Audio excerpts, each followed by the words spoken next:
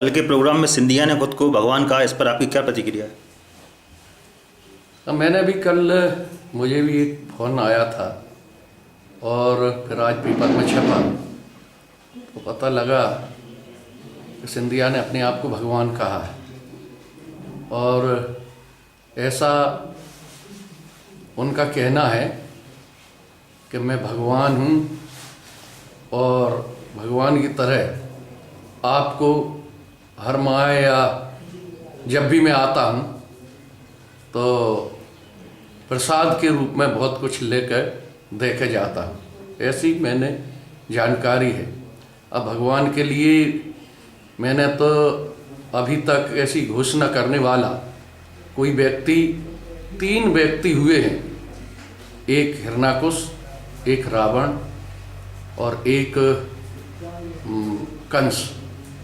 सतयुग में हिरण्याकुश, त्रेता में रावण और द्वापर में कंस और कलयुग में ज्योतिरादित्य सिंधिया, जिसने अपने आप को भगवान घोषित किया है।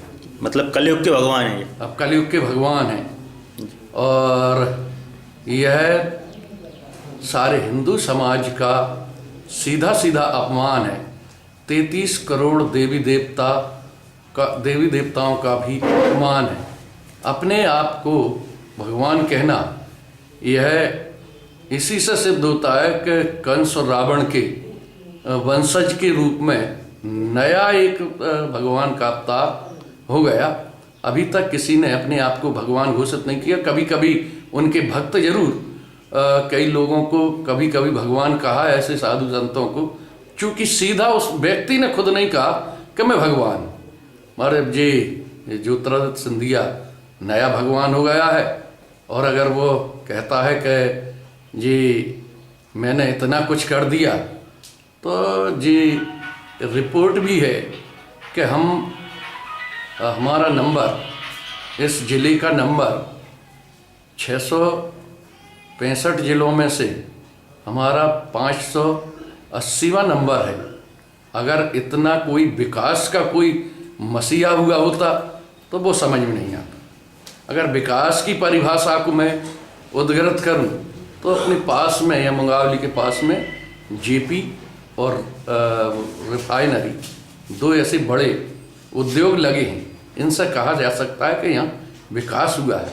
अगर हम रावगढ़ की तरफ देखेंगे तो NFL, गेल और नारायणपुर 3 बड़े उद्योग हैं वहाँ, जिससे गुना की भी शक्ल बदल गई। रावगढ़ का कायाकल्प हो गया। यहाँ पर कुछ भी नहीं हुआ।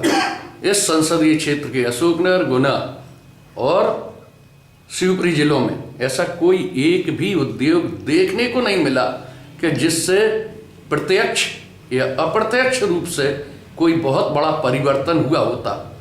मगर अपने आप को भगवान घोषित करने वाले व्यक्ति की, अब परमात्मा जाने कि वो किस आधार पर अपने आप को भगवान। हाँ, एक जरूर मैं मानता हूँ कि इस क्षेत्र की जनता जरूर जिस प्रकार से उसका अभिवादन या उसका नतमस्तक होकर साष्टांग दंडवत जैसा चरण चुंबन करती है, तलवा चाटती है, उससे अगर वो समझ के उससे गर्व हो गया हो कि मैं भगवान हो गया, तो मैं मान सकता हूँ। इस आधार पर अगर कहा होगा तो किसी हद तक बात समझ में आती है। क्या उनकी इस बात से हिंदू भावनाओं को ठेस पहुंचती है?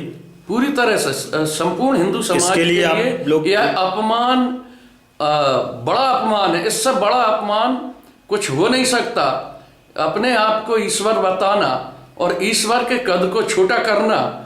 मैंने तो कल ये भी सुना कि वहाँ बंगला चौराहे पर जूता पहनकर और वहाँ में रविदास जयंती के अवसर पर वहाँ मंच पर और मंदिर पर गए। फिर वहाँ बीलाखेड़ा में भी लोगों ने कहा कि आप मंदिर तक चलिए, मंदिर के पास में ही खड़े थे। उसने कहा कि मेरे तो मन में ही मंदिर है, मैं खुद ही भगवान हूँ, तो मंदिर की जरूरी क्या है। जी बीलाखेड़ा का कल के दिन में 3 स्थान पर ऐसा जिस कहना चाहिए घमंड हो गया या अपने आप ही ईश्वर, अब ईश्वर ही कर दिया तो ईश्वर से बड़ा छोटे का कोई विषय नहीं बचा।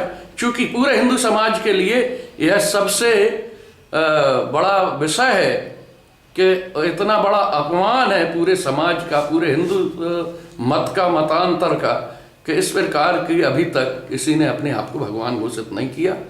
और पहली बार भगवान घोषित करने वाला व्यक्ति राजनीति में पहला व्यक्ति मिला है। क्या गुना सीट पर सिंधिया की बरकरारी रहेगी या बीजेपी का वर्चस्व रहेगा? इस बार पूरे संसदीय क्षेत्र की स्थिति बहुत बीजेपी के पक्ष में, नरेंद्र मोदी की हवा चल रही है। और तब पता लगेगा जब ये फटाका फूट जाएगा, इस फूकना की हवा निकलेगी, अजय कोई नहीं रहा। जब कंस और रावण जैसे अजय नहीं रहे, इस भारतीय राजनीति में 65 साल में इंदिरा गांधी और गायत्री देवी और मार्तंड सिंह भी स्थायी नहीं रहे, जो भी एक न जिनका उनके सामने ये पासंग में नहीं है, वो लोग हार गए हैं प्रजातंत्र में। और अभी दिल्ली का परिणाम भी देखा होगा कि शीला दीक्षित 3 बार मुख्यमंत्री रहने के बाद, सफल मुख्यमंत्री रहने के बाद भी उसे भी एक नए व्यक्ति ने हरा दिया।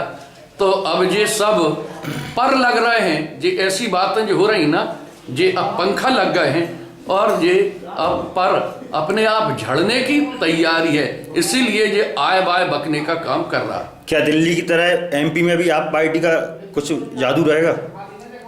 एमपी में तो कोई पार्टी नहीं है। दिल्ली में एक कोने में अगर हो गया है वो अलग विषय है। शहरी और वहाँ का जो अन्ना हजारे का आंदोलन, उस शहर की लोगों के पास अलग विषय होता है, ग्रामीण क्षेत्र में अलग विषय है कि कोई पार्टी खड़ी करने के लिए 50 वर्ष लगते हैं और ऐसे ही नहीं खड़ी हो जाती।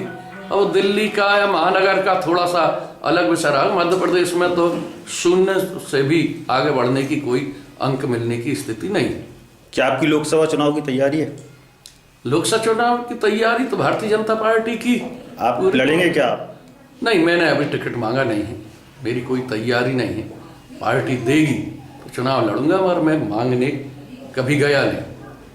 6 विधानसभा 2 लोकसभा लड़े, कभी मैंने मांग के टिकट नहीं लिया। आज भी न मांगने जाऊंगा। अगर पार्टी कहेगी तो कोई दिक्कत नहीं है, क्योंकि मैंने टिकट मांगा नहीं।